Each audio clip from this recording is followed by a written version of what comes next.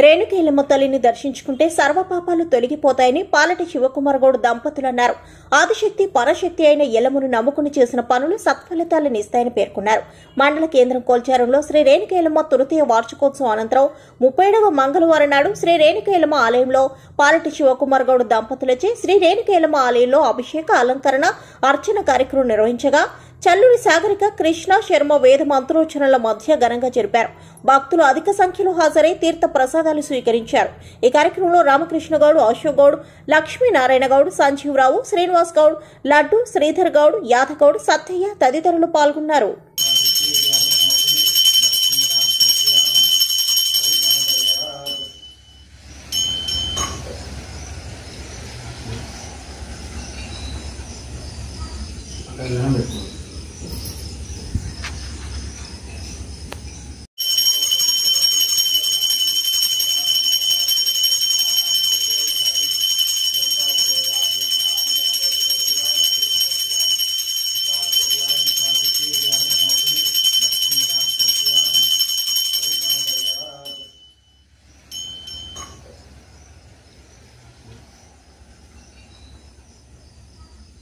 Gracias.